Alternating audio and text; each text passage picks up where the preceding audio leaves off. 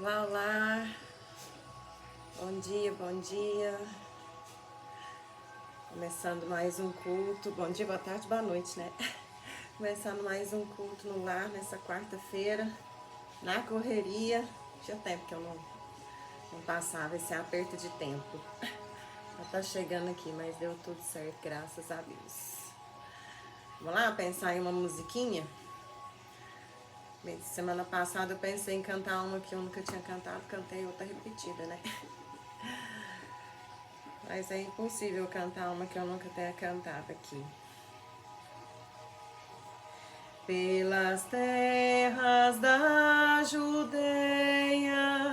vi uma virgem a caminhar, e ela era tão menina, com o menino a carregar. Seus olhos eram azuis, como conchas de luar. Maria, doce Maria, vem a todos nós embalar. Maria, doce Maria, vem a todos nós embalar. Elevando nosso pensamento ao nosso Mestre Jesus, mentalizando junto com Ele nossa família universal, nos conectando com a vida real. Abriremos o culto no lar nessa semana, pedindo em prol do nosso planeta Gaia, nossa mãe, nosso berço, nossa casa. Mãe, peço perdão primeiramente por sermos tão egoístas, tão indiferentes com a necessidade da Senhora, dia após dia, ano após ano, séculos após séculos. Que possamos um dia, minha mãe, alcançar a consciência para termos a sabedoria com a qual entenderemos que sem vós não viveremos jamais. Cada miasma, cada célula, cada fluxo de energia que corre em nossos corpos, primeiro precisa ser emanado de Ti, para depois nos fortalecer e nos dar a vida. Que possamos compreender, Mãe, que a matéria é útil, não a única importância, não a peça-chave, não o caminho. A matéria existe apenas para nos suprir e nos educar, para que possamos ter consciência do que realmente importa e do que é a vida real. Pai, dai-nos a consciência e o amor eterno à nossa mãe, que possamos ter por ela o mesmo amor que temos por nós e por aquilo que nos é tão caro. Perdão o nosso egoísmo e a nossa imaturidade, e que possamos usufruir de momentos como este para abrir e expandir as nossas consciências, pois é apenas isso que importa: expandir o conhecimento e o amor. Graças te damos hoje e sempre, e que assim seja. Que assim seja. Vamos lá? Gente, como eu cheguei em cima da hora, eu não sei o que vamos estudar. Instruções dos Espíritos do Evangelho segundo o Espiritismo, a vingança. Vamos lá? A vingança é o último vestígio abandonado pelos costumes bárbaros que tendem a se apagar no meio dos homens. Ela é, como o duelo, um dos últimos vestígios desses costumes selvagens sobre os quais se debatia a humanidade no início da era cristã. Por isso, a vingança é um indício certo do estado atrasado dos homens que a ela se entregam e dos espíritos que podem ainda inspirá-la. Portanto, meus amigos, esse sentimento não deve jamais fazer vibrar o coração de quem se diga e se afirma espírita. Vingar-se, vós o sabeis, é de tal modo contrário a estas prescrições do Cristo. Perdoai aos vossos inimigos, que aquele que se recusa a perdoar não somente não é espírita, como não é nem mesmo cristão. A vingança é uma inspiração tanto mais funesta quanto a falsidade e a baixeza são suas companheiras assíduas. Com fé, aquele que se entrega a essa falta e cega paixão não se vinga quase nunca a céu aberto. Quando é o mais forte, precipita-se como um animal feroz sobre aquele a quem chama seu inimigo, quando a visão deste vem inflamar sua paixão, sua cólera e seu ódio. Mas, o mais frequentemente, ele reveste uma aparência hipócrita em dissimulando no mais profundo do seu coração os maus sentimentos que o animam. Toma caminhos escusos, segue na sombra seu inimigo sem desconfiança e espera o momento propício para atingi-lo sem perigo. Esconde-se dele, espreitando-o sem cessar, arma-lhe emboscadas odiosas e derrama-lhe, chegada a ocasião, o veneno do copo. Quando seu ódio não vai até esses extremos, ele o ataca, então, em sua honra e em suas afeições. Não recua diante da calúnia e suas insinuações pérfidas, habilmente semeadas para todos os ventos, vão crescendo pelo amor.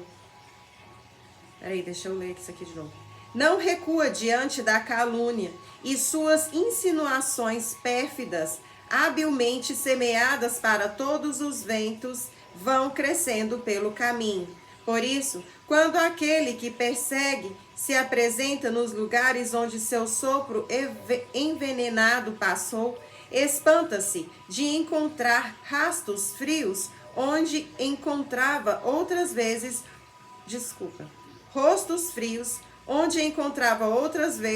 rostos inimigos e benevolentes. Fica estupefato quando mãos que buscavam a sua recusam a apertá-la agora. Enfim, fica aniquilado quando seus inimigos mais caros e seus parentes se desviam e fogem dele.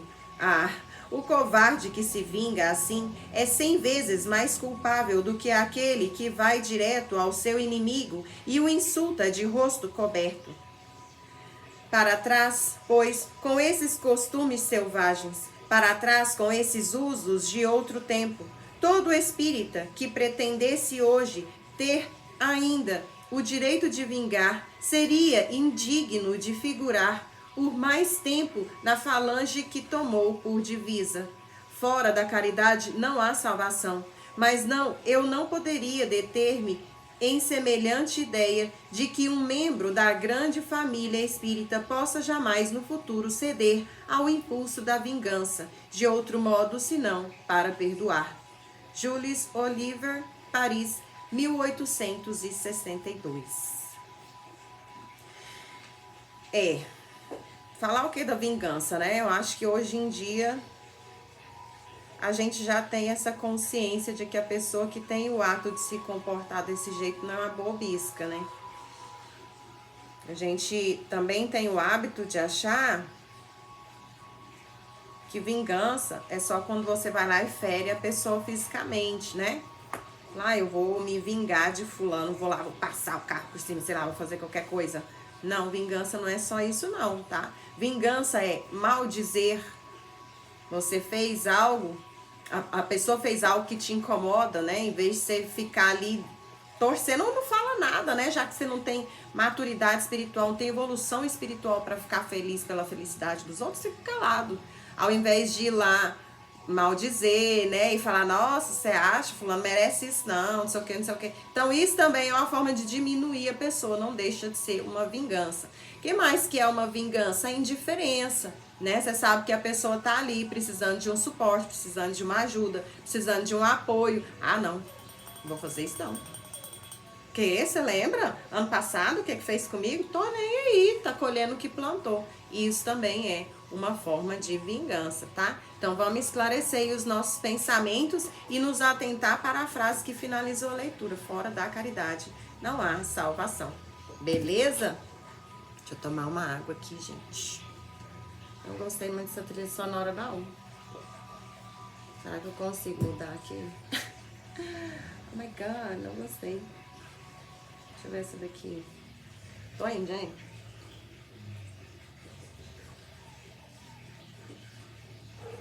Vamos lá?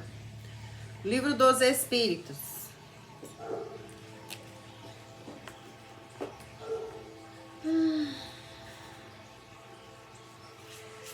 Nós encerramos da semana passada, né? Deixa eu ver aqui. Anjos, guardiões, espíritos protetores familiares ou simpáticos. Nós encerramos na semana passada. E nessa semana nós vamos começar pressentimentos. Pressentimentos. Então vamos lá.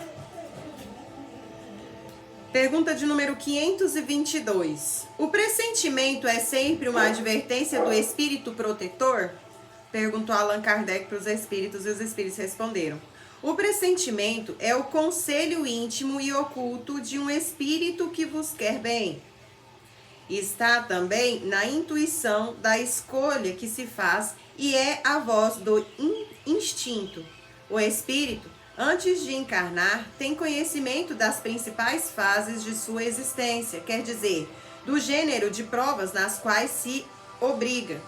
Quando essas têm um caráter marcante, ele conversa no seu foro íntimo uma espécie de impressão que é a voz do instinto despertando quando o momento se aproxima, como pressentimento. Eu posso dizer que acho desde que eu nasci, eu sentia a pandemia, eu sonhava com a pandemia, né? Desde menina. Eu sonhava que eu estava na cidade sozinha, fugindo, com medo de alguma coisa, que eu não achava o que era, que eu não via o que era. Sonhava com as pessoas morrendo, muitas pessoas morrendo. E eu sentia que uma coisa grande ia acontecer. Na verdade, eu ainda sinto esse trem esquisito. Mas já diminuiu muito depois da pandemia, né? Eu ainda falava muito com a minha mãe. Falava, mãe, eu sinto que alguma coisa vai acontecer, uma coisa muito grande. Muita gente vai morrer. Aí minha mãe ficava, ai, Deus me livre, vamos rezar, vamos usar a prece. Então, a gente sente sim, tá? Essas fases mais pesadas, mais marcantes. Senti quando eu engravidar minha filha, 1 ano e meio antes de eu engravidar, eu sentia. Então, isso é muito claro, tá? Isso não é coisa assim, não. Pergunta de número 523. Os pressentimentos e a voz do instinto têm sempre alguma coisa de vago que devam nos deixar na incerteza? Perguntou Allan Kardec. E os espíritos responderam. Quando está no vago, invoca teu bom espírito, ou ora ao Senhor de todas as coisas, Deus, que ele te enviará um dos seus mensageiros, um de nós. Então, quando você estiver ali na dúvida, né, você sentiu aquela coisa, que geralmente, gente, eu falo por mim. A minha vontade é uma, a sensação é outra. Eu costumo dizer que meu coração quer uma coisa, eu quero outra. Ai, o que você quer? Eu quero vir pra cá. E seu coração falando pra eu vir pra cá. E toda vez que eu tenho meu coração, eu me dou mal. Então eu comecei a perceber que quando eu ouço meu coração, as coisas elas fluem natural, sem esforço, né? Sem eu ter que brigar e nadar contra a correnteza. Então o Evangelho está falando o seguinte: quando você sentir essa dúvida, falar, ai, meu coração, para que meu coração tá falando, tá apontando? Eu não sei, eu não tô entendendo. Para que lá dá, eu tô tão confusa, eu quero isso, meu coração quer o quê? Aí faz uma prece, acalma seu coração, respira fundo, medita, né? Tem gente que gosta muito de meditar, eu gosto muito de meditar, para ver se você consegue ouvir com mais atenção o seu coração. Pergunta de número 524. As advertências de nossos espíritos protetores têm por objetivo único a conduta moral ou também a conduta a ter nas coisas da vida particular? Perguntou Allan Kardec para os espíritos e eles responderam. Tudo. Eles procuram fazer-vos viver o melhor possível. mas frequentemente fechai os ouvidos às boas advertências e sois infelizes por vossa causa. Que é aquele trem, você tá sentindo que você não tem que ir nesse lugar. Ai, meu Deus, comprei o ingresso daquela festa, mas eu tô sentindo que não é pra eu ir nesse trem. Ai, porque, não sei, tô sentindo uma coisa esquisita. Aí é hora de você parar, né? Falei, vou parar, vou fazer uma prece, vou ver. Aí não quis parar, não quis fazer a prece, não quis ouvir meu coração, fui. Né? Aí é a hora que as coisas começam a dar errado. É a hora que as coisas começam a pegar. Etienne, eu não ouço meu coração, não. Com certeza você ouve. Você pode não querer ouvir, você pode não querer nem parar para ouvir, mas você precisa parar, respirar, acalmar os seus pensamentos. Gente, não existe, na minha opinião, tá? Nada mais importante no mundo como comer, respirar, beber água e controlar seus pensamentos. Cara, pra mim não existe nada mais importante no mundo do que essas coisas. Comer, respirar, beber água e controlar seus pensamentos. A partir deste momento que você conseguir fazer essas coisinhas, você vai ver que seu coração vai estar falando com você. Nem que seja no começo bem baixinho, lá no fundo, perto do petróleo, né? Aí você escuta. Mas se você não parar, não se atentar, não ouvir, não diminuir o fluxo de pensamento, você não vai conseguir ouvir mesmo, não. E a meditação é isso, tá? Parar de pensar. Etienne, eu não consigo parar de pensar. Eu acho que eu parei de pensar quando eu vejo, eu tô pensando que eu parei de pensar. Mas eu tô pensando. Então, imagina uma paisagem, imagina você em um lugar, imagina você em algum momento especial e fica ali, naquele lugar. Pra você ver que você sente, parece que seu cérebro tá até sendo massageado. Você sente o conforto que é parar de pensar coisas e coisas e coisas e coisas e coisas uma atrás da outra. E com o tempo, se adaptando com esse processo, você vai ver que você vai começar a compreender melhor até mesmo os seus sentimentos. Vamos lá, ler a explicação? Luna! Os espíritos protetores nos ajudam com seus conselhos pela voz da consciência, que fazem falar em nós. Mas, como a isso não ligamos sempre a importância necessária, nos dão de maneira mais direta, servindo-se das pessoas que nos rodeiam, que cada um examine as diversas circunstâncias felizes e infelizes de sua vida e verá que em muitas ocasiões recebeu conselhos que nem sempre aproveitou e que lhe teriam poupado desgostos se os houvesse escutado, né? Então tá aí mais uma prova de que se a gente ouvir a nossa voz da consciência, né?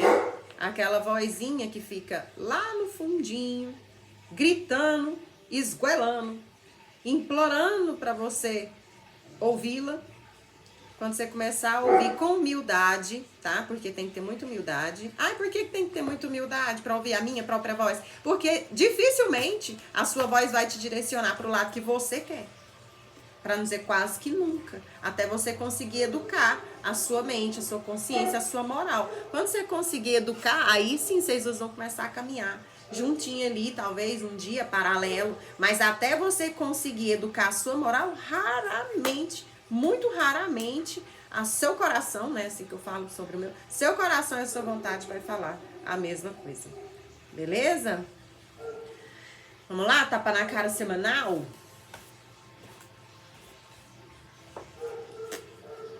Hoje eu tomei nhequinha. Nhequinha. Mas é bobeira minha, vai passar. Vamos lá?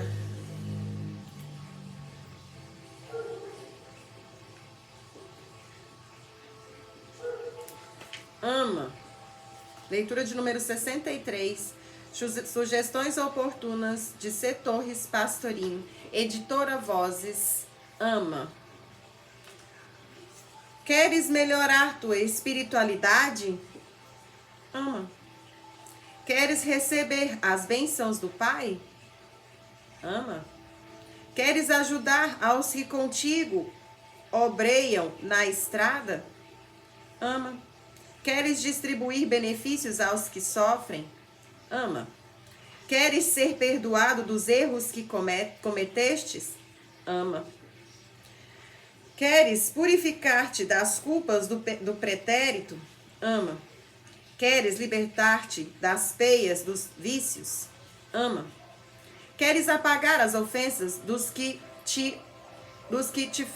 fizeram-te ou te fizeram? Ama. Queres esquecer as calúnias que te feriram? Ama. Queres ser bom e perfeito como o Pai Celestial? Ama. Queres aprender o segredo da grande iniciação? Ama. Queres evoluir em todos os sentidos físicos e espirituais? Ama. Queres desfazer as amarras da carne que te pungem? Ama.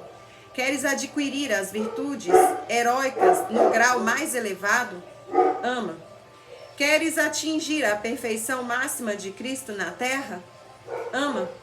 Queres curar chagas, aliviar dores, iluminar trevas? Ama. Queres conseguir a eloquência que convence os empedecidos? Ama. Queres conquistar o dom da profecia e da clarividência? Ama. Queres enxugar as lágrimas dos que choram? Ama. Queres morar na felicidade para sempre? Ama. Ama. Ama sempre. Ama tudo em Deus e ama Deus em tudo. E que assim seja. Todo mundo quer, né? Ser um ser ascensionado, celestial, iluminado, salvo, selecionado, um trigo, né? Mas será que a gente quer amar ao próximo como a nós mesmos e a Deus sobre todas as coisas? Será? Então, toda vez que vocês, ou eu, todos nós acreditarmos já estarmos salvos, faz essa pergunta: qual o tamanho do seu amor pelo todo? O que você ama? Você ama tudo? Você ama todos?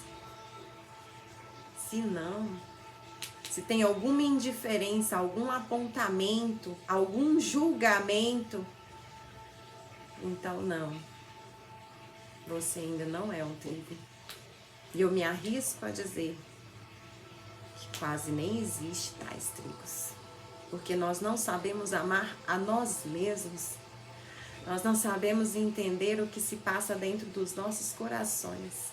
Nós não conseguimos controlar sequer os nossos pensamentos. Como é que eu quero viver num planeta feliz, num mundo de luz com seres ascensionados, aonde os quais conversam de forma telepática e você sequer consegue controlar os seus pensamentos. Então, quando você achar que você é um trigo, que você está salvo, que você foi escolhido, que você é selecionado, para e observe os seus pensamentos. Se você não consegue sequer entendê-los, pará-los ou controlá-los, então você está errado, você não é. Você é só um joio mesmo. Beleza? Vamos lá? Relevar os nossos pensamentos ao nosso Mestre Jesus?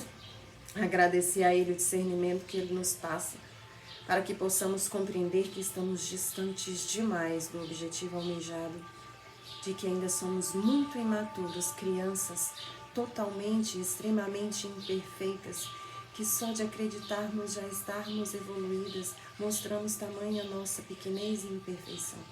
Não temos sequer consciência do que se passa no extrafísico, fora deste planeta escola. Sequer conhecemos a nossa verdadeira família universal. Que possamos ter consciência que o julgamento sobre a nossa evolução não nos cabe.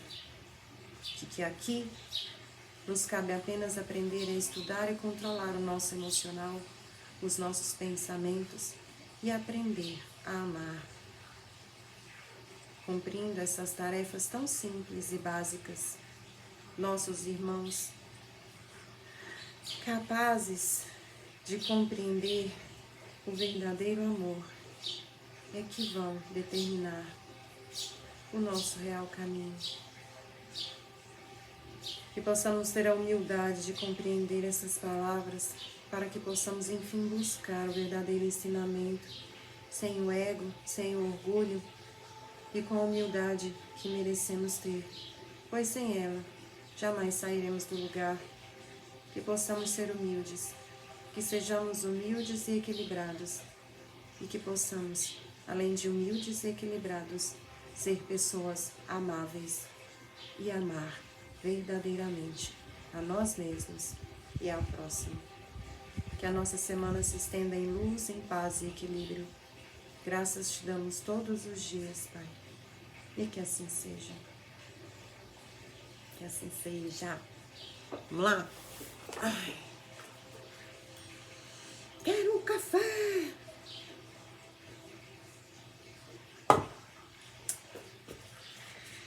Sob o signo de Aquários. Ai, tá quase, hein, gente? Uau! Nosso primeiro livro chegando no fim. Cara, que legal. Reencontro com Arnash. É o capítulo que nós vamos começar agora. O capítulo 13, sobre o signo de Aquários. Relembrando que eu optei por estudar esse livro. Claro que tem vários outros que vão estar especificando, né, esse momento que a gente está vivendo aí de separação do joio do trigo, de ascensão ou não, exilados ou não, né? Mudança, transformação do planeta de provas e expiações para regeneração.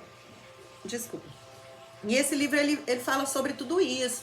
Inclusive sobre as pessoas que já foram selecionadas como um joio, né? Que elas vão lá pro plano astral e na testa delas, ou na face da mão direita, tá lá a marca 666, que aqui, né, no plano físico, a gente tem aquela ilusão de que seja o número da besta e tal, né? E que hoje a gente entende que ele tem um formato de pirâmide, né? Um 6 aqui, um 6 aqui, um 6 aqui.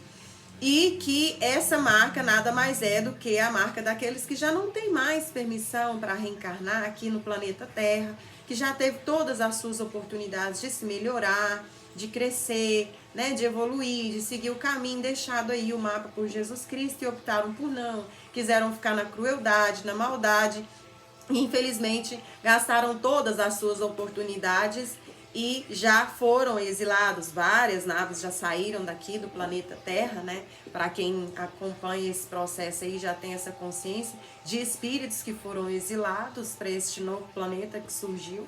Já tem um tempo, na verdade, né? Ele já nem pode mais ser chamado de novo, né? Que surgiu no nosso sistema solar, que é onde vai começar aí um novo processo, como Jesus Cristo disse, onde haverá muito choro e ranger de dentes, né? E a gente que está aqui ainda na luta, aproveitando a oportunidade, talvez a última de alguns, para não ir para lá, para esse lugarzinho que com certeza não vai ser muito satisfatório, principalmente porque Jesus já deu a deixa, né? Onde haverá somente choro e ranger de dentes. Eu acho que ninguém gosta, né? De ficar chorando e rangendo dente. De alegria não vai ser, né? Então vamos lá, começando o capítulo 13, reencontro com Arnash. Arnash, que é o amigo deles, que no período da Inquisição, em torno ali de 1500, foi queimado na fogueira porque eles já tinham consciência da existência do mundo da quarta dimensão. Não que eles soubessem que era a quarta dimensão, mas que havia vida após a morte, que o espírito continuava, o espírito continuava, blá blá blá. E naquela época, todo mundo sabe que esse tipo de conceito, se era exposto, era tido como bruxaria, que como heresia, né? Que você estava indo contra a Igreja Católica e centenas de milhares de pessoas foram, infelizmente, ceifadas de suas vidas por causa dessa mera ignorância. E uma delas era Arnash, que muito magoado com a galera dele, que estava ali na luta com ele, mas que na hora que viu que ia, né, ser aniquilado, ia ser assassinado, eles recuaram. E ele falou que não, por orgulho, né, querendo ou não, é uma causa muito importante. Sim, é uma causa muito importante, que até hoje estamos lutando por ela, mas hoje a gente já pode ir de encontro, né, sem aquele orgulho feroz de falar, não, é assim, pronto. Hoje a gente já tem uma flexibilidade maior, a população ela já tem uma fé mais raciocinada, aqueles que não acreditam em religião já buscam uma filosofia, que é uma forma mais raciocinada de buscar a sua origem, o que eu estou fazendo aqui, para onde é que eu vou, né? E naquela época não tinha tantos caminhos assim. E aí Arnash ficou ali revoltado no umbral durante 500 anos e é uma das figuras que prende, né, esse grupo de pessoas que trabalham juntas no plano astral, algumas já desencarnadas e aqui também no plano físico, algumas ainda encarnadas. E esse trabalho ele é planejado quando a pessoa, o médium, ele vai reencarnar, né, ali no seu planejamento reencarnatório. Então, o que eu quero mostrar com isso? Que nada é por acaso. Tudo que acontece tem um porquê, tem um motivo, tem uma razão. Se tá doendo é pra você aprender. Ah, e se doeu de novo é porque eu ainda não aprendi. E é o que a gente está aprendendo na historinha particular de cada um desses personagens, beleza? Então, vamos começar lá, capítulo 13, Reencontro com Arnash. Na noite seguinte, eu despertei no plano astral em um magnífico palácio de refinado gosto, com luxuosas poltronas e mesas, lustres e decorações belíssimas. Olhei em derredor e concluí que estava sozinho, sem a presença dos amigos espirituais. Em segundos, adquiri totalmente a lucidez no plano astral. Levantei-me e comecei a analisar os belíssimos e expressivos quadros, criados certamente por gênios da arte devido à riqueza de detalhes que transformavam as obras em elementos vivos, tal a sua perfeição. Caminhei pelas amplas dependências do suntuoso palácio que possuía piscinas e jardins naturais onde encantadoras mulheres banhavam-se descontraidamente. Um grande número de serviçais corria de um lado ao outro para manter as taças de vinho e as baixelas de frutas sempre repletas. O teto de vidro permitia-me... Gente, eu quero fazer uma correção. Arnash não é o cara do...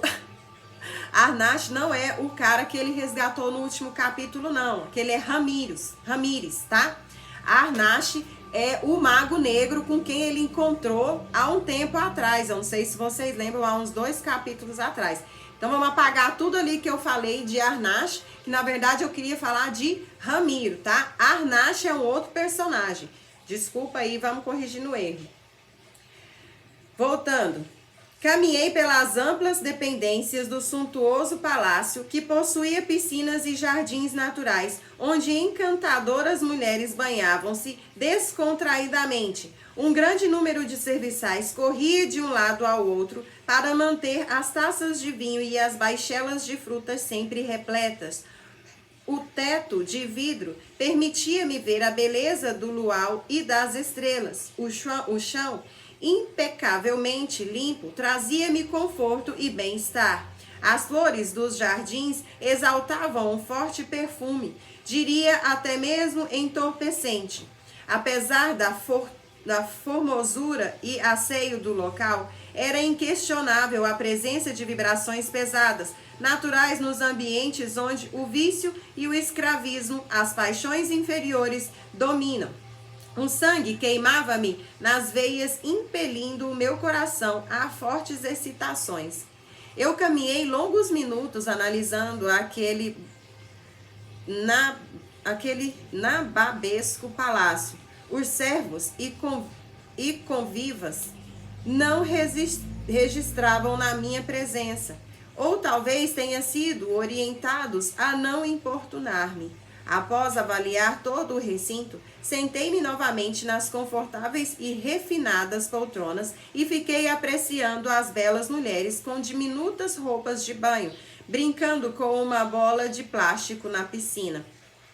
Envolvido em meus pensamentos e exercitando o meu autodomínio através da prece para não fraquejar, terminei por não perceber a entrada de elegante espírito que dirigiu-se a mim com imensa cordialidade. Querido amigo, folgo em saber que aceitaste o meu convite. Era Arnash. O belo mago das trevas aproximou-se com irradiante alegria no semblante e apertou-me a destra, utilizando-se de ambas as mãos. Acredito haver algum engano, respondi, porque não sei como vim parar aqui e não me recordo de ter recebido algum convite com este objetivo. Arnash portava nesta noite elegante traje de cor branca que cobria todo o seu corpo, deixando livre somente mãos e rosto. Sobre seus ombros, uma capa de cor escarlate cobria-o elegantemente. Ao contrário de nosso encontro anterior, a sua vasta cabeleira estava loira, da cor do ouro, e seus olhos azuis da cor do céu.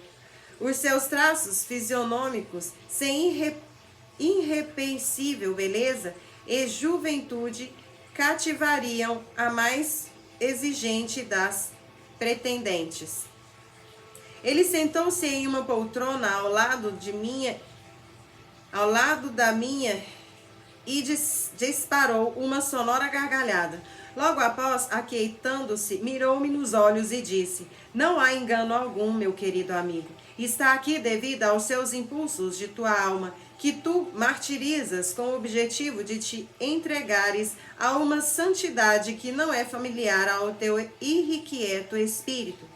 Ele esboçou um largo sorriso que permitiu-me vislumbrar a sua perfeita e alva dentição, e concluiu: nessa noite, ao dormir, sentiste saudade dessas agradáveis recantos que jamais deverias abandonar.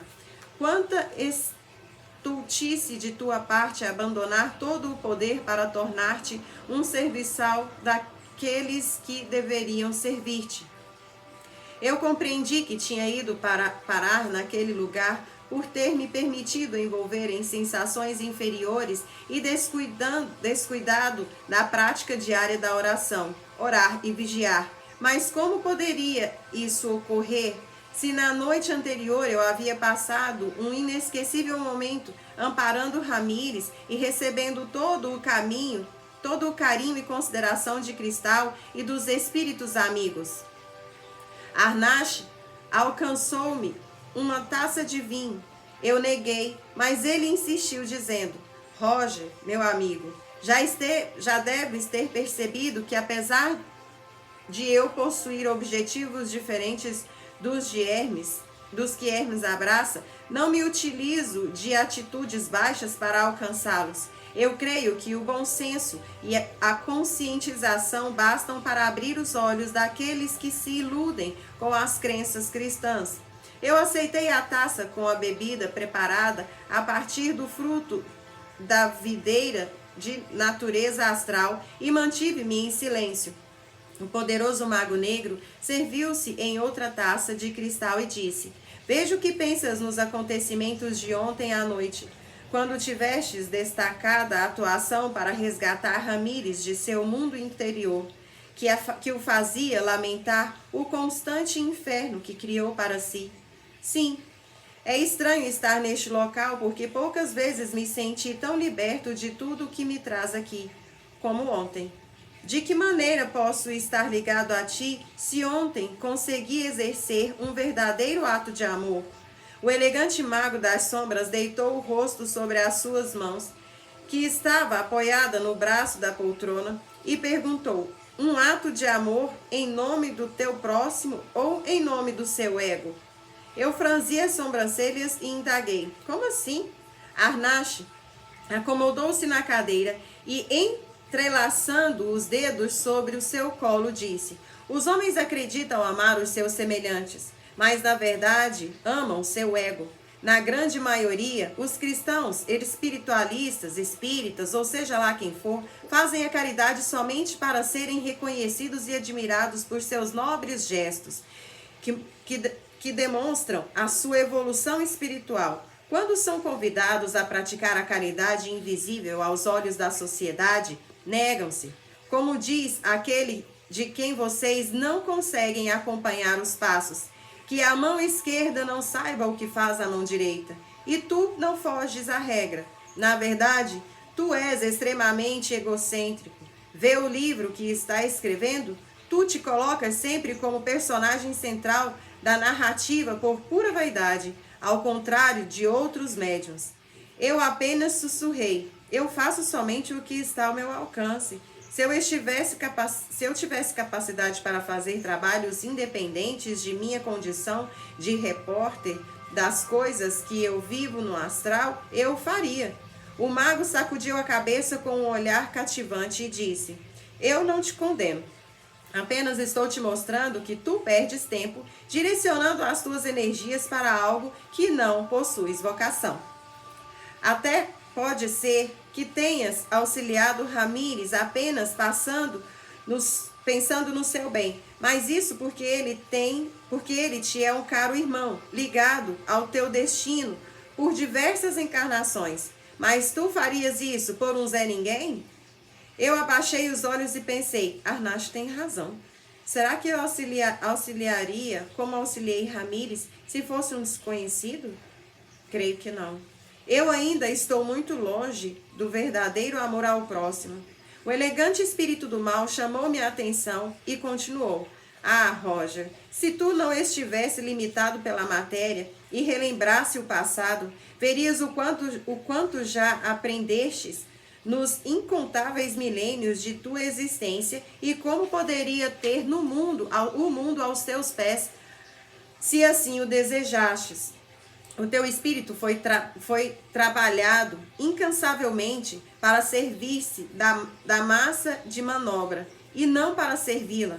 Apenas com um comando mental, tu poderias subjugar os encarnados e os espíritos que te cercam para atender aos teus interesses. Isso aqui, gente, é porque Arnash é um companheiro do Roger de eras, tá? Eras e eras. Os dois tiveram experiências um com o outro, inclusive na antiga Atlântida. Só que Roger, como ele está encarnado, ele não tem essa consciência, ele não lembra, né? Até porque, quer dizer, hoje ele já lembra, mas na época ele não lembrava, até porque se o espírito não tem maturidade, por mais que ele saiba uma coisinha ou outra de encarnações que ele viveu, ele não pode saber de tudo, ele fica perturbado, principalmente se ele estiver encarnado com pessoas que vivenciaram essas experiências, porque volta tudo, o sentimento, a dor, a raiva, a saudade, o rancor e até a vontade de viver naquele tempo.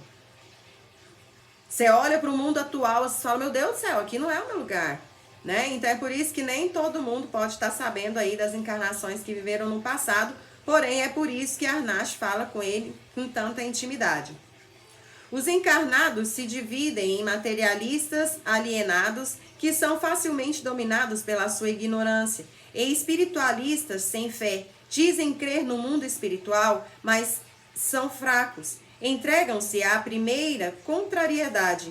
Eu estava confuso e sem saber o que dizer. As palavras convictas e incontestáveis de Arnash me desarmavam. Eu fiquei alguns segundos mastigando as palavras ditas, olhando para o belo tapete persa sob nossos pés. O ardiloso anfitrião, percebendo meu silêncio, ajeitou os cabelos e disse, inclusive, tá? O mesmo Roger não reconhecendo Arnash, tá diferente como ele descreveu, porque ele está usando a aparência da encarnação mais marcante que os dois viveram. Só que Roger ainda não tinha essa consciência.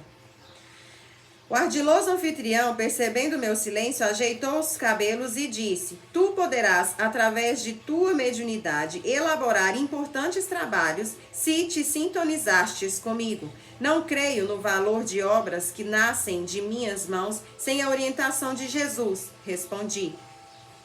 Neste instante, eu ouvi o barulho de água das moças brincando na piscina. Virei-me e pousei os meus olhos naquele encantado local de prazeres e descanso.